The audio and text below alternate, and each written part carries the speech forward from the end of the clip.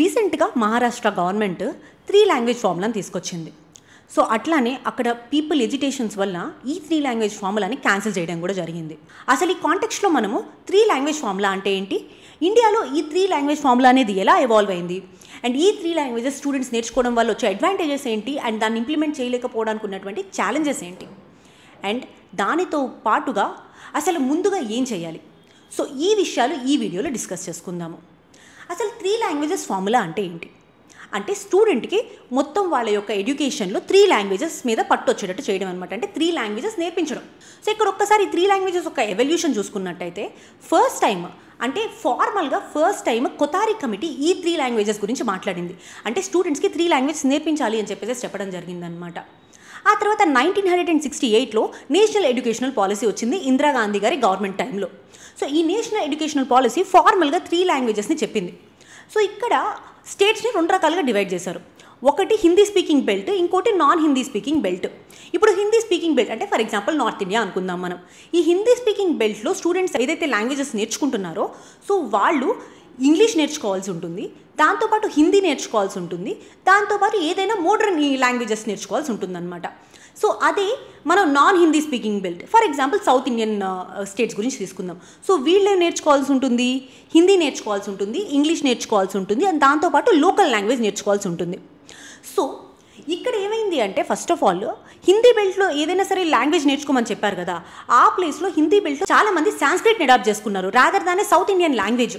And non Hindi speaking బెల్ట్లో స్పెసిఫిక్గా చెప్పాలంటే తమిళనాడు నుంచి మనకి ఎడ్యుకేషన్స్ అనేవి డెవలప్ అయ్యాయి అనమాట. అంటే హిందీ ఇంపోజిషన్కి ఎగనెస్ట్గా 1960sలో చాలా ఎడ్యుకేషన్స్ కూడా జరిగాయి మనకి. అండ్ స్పెసిఫిక్గా ఒక్కసారి మనం ఇండియా గురించి చూసుకున్నట్టయితే ఇండియా ఫస్ట్ టైం మనకి నేషనల్ ఇంటిగ్రేషన్ అయిపోయిన తర్వాత అసలు మనం ఇంటిగ్రేట్ అయింది లాంగ్వేజ్ బేసిస్ మీద. లాంగ్వేజ్ బేస్డ్ స్టేట్స్ అనేవి ఫామ్ అయినాయి మనకి. ఫర్ ఎగ్జాంపుల్ తమిళనాడు కానివ్వండి, కేరళ కానివ్వండి, మనకి లాంగ్వేజ్ అనేది ఇట్స్ నాట్ జస్ట్ లాంగ్వేజ్ మాత్రమే, అంటే మాట్లాడే భాష మాత్రం ఒకటే కాదు. ఇది మన కల్చర్, మన హిస్టరీ, మన సివిలైజేషన్ వెనకాల ఉన్నటువంటిది. తర్వాత నేషనల్ ఎడ్యుకేషనల్ పాలసీ 2020 వచ్చింది. సో ఫస్ట్ ఆఫ్ ఆల్ ఈ నేషనల్ ఎడ్యుకేషన్ పాలసీ 1968కి అండ్ 2020కి మధ్య మేజర్ డిఫరెన్స్ చూద్దాము. సో 1968లో మనం ఏం చెప్పాము, 2 రకాల స్టేట్స్ డివైడ్ చేశారు. అండ్ ఈ 2 రకాల స్టేట్స్కిను ఈ 3 లాంగ్వేజ్ ఫార్ములా అనేది ఇంప్లిమెంట్ చేయడం జరిగింది. ఈ 2020 నేషనల్ ఎడ్యుకేషన్ పాలసీలో వచ్చేటప్పటికి ఫ్లెక్సిబిలిటీ ప్రొవైడ్ చేశారు. స్టూడెంట్స్ మొత్తం 3 లాంగ్వేజెస్ నేర్చుకోవాల్సి ఉంటుంది, అండ్ అందులో అట్లీస్ట్ 2 ఇండియన్ లాంగ్వేజెస్ నేర్చుకునే అవకాశం ఉందన్నమాట. కాకపోతే రీసెంట్గా ఇంకొక ప్రాబ్లం అయింది. ఏంటి అంటే సర్వశిక్ష అభియాన్ ఉంటుంది కదా, సర్వశిక్ష అభియాన్ స్కీమ్ కింద సెంట్రల్ గవర్నమెంట్ 60% ఆఫ్ ఖర్చు భరించాల్సి ఉంటుంది, అట్లానే స్టేట్ గవర్నమెంట్ 40% ఆఫ్ ఖర్చు భరించాల్సి ఉంటుంది. రీసెంట్గా ఏం జరిగింది అంటే సెంట్రల్ గవర్నమెంట్ ఈ సర్వశిక్ష అభియాన్ కింద దాదాపు 500 crores రూపీస్ స్టేట్స్కి ట్రాన్స్ఫర్ చేయాల్సి ఉంది. కానీ మినిస్ట్రీ ఆఫ్ ఎడ్యుకేషన్ ఈ డబ్బుల్ని ట్రాన్స్ఫర్ చేయలేదు. ట్రాన్స్ఫర్ చేయకపోవడానికి వీళ్ళు రీజన్ ఏం చెప్పారు అంటే నేషనల్ ఎడ్యుకేషన్ పాలసీ ఇంప్లిమెంట్ చేసినటువంటి స్టేట్స్కి మాత్రమే ట్రాన్స్ఫర్ చేస్తాము అని చెప్పారు.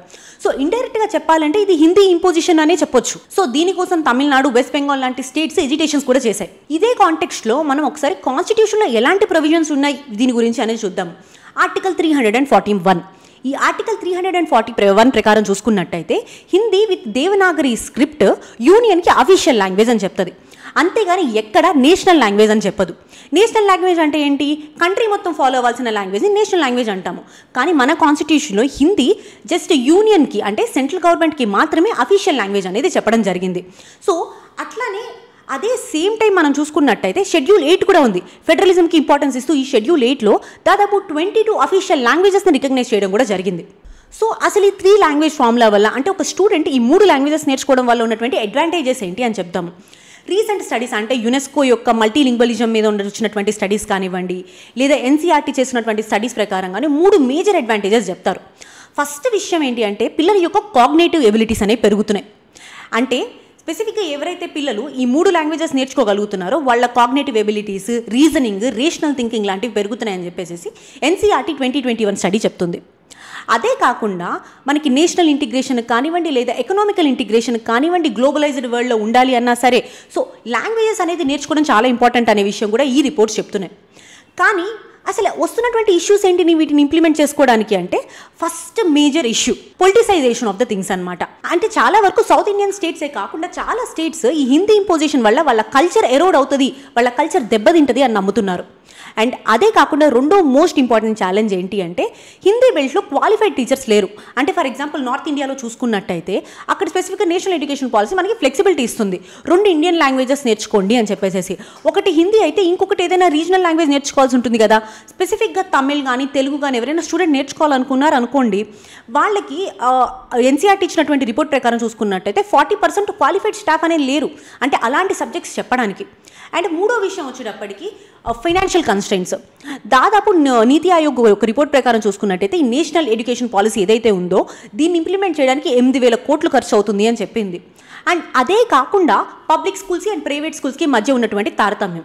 స్పెసిఫిక్గా మనం మా పబ్లిక్ స్కూల్స్ చూసుకున్నట్టయితే అంటే గవర్నమెంట్ స్కూల్స్, సో అక్కడ 3 లాంగ్వేజ్ చెప్పడానికి క్వాలిఫైడ్ టీచర్సే ఉండరు సరిగ్గా.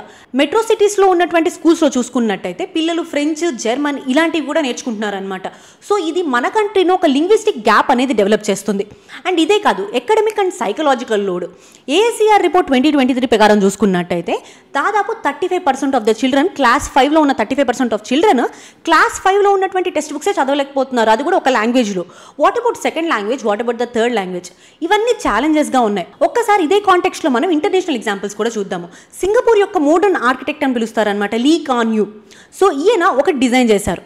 ఒక విషయం చెప్పింది ఏంటి అంటే ఈయన first of all 2 language formula అనేది తీసుకున్నారు వీళ్ళు. అండ్ దాంతోపాటు ఏం చెప్పారంటే ఒక కంట్రీ యొక్క లింగ్వా ఫ్రాంకా అక్కడ ఉన్నటువంటి గ్రూప్స్ అందరికీ ఈక్విడిస్టెంట్గా ఉండాలి అని చెప్పారు.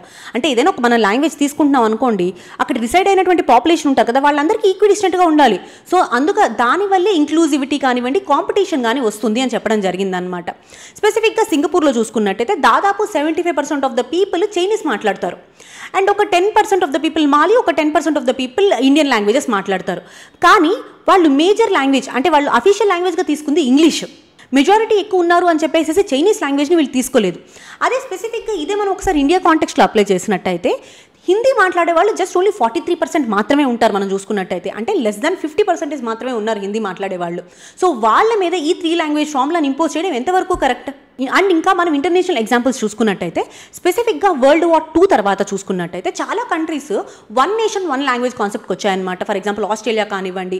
సో ఇంగ్లీష్ని ఇంపోజ్ చేయడము, ఇది చెప్పాలి అంటే లోకల్ కల్చర్ మీద ఒక డిజాస్ట్రస్ ఎఫెక్ట్ ఉండేటటువంటి ఐడియా ఇది 1 లాంగ్వేజ్ 1 నేషన్ కల్చర్ అనేది. సో ఇక్కడ చాలా వరకు మనం చూసుకున్నట్టయితే లింగ్విస్టిక్ ప్లూరలిజం అనేది తగ్గుతుంది. కానీ ఇక్కడ మనకు కావాల్సింది ఏంటి అంటే ఒక పర్స్పెక్టివ్ చేంజ్. ఇక్కడ మన కంట్రీలో చాలా లాంగ్వేజెస్ ఉన్నాయి, లింగ్విస్టిక్ ప్లూరలిజం అనేది ఉంది, ఇది ఒక ఎసెట్ లాగా చూడాలి. అండ్ లింగ్విస్టిక్ ప్లూరలిజం అంటే భాషలు మాట్లాడే వాళ్ళు తగ్గడం అంటే ఆ భాష యొక్క వ్యాప్తి తగ్గడం మాత్రమే కాదు, మన కల్చర్, మన హిస్టరీ, మన సివిలైజేషన్, మన సభ్యత, సో ఇవన్నీ కూడా కనుమరుగవుతున్నట్టే. Thank you so much.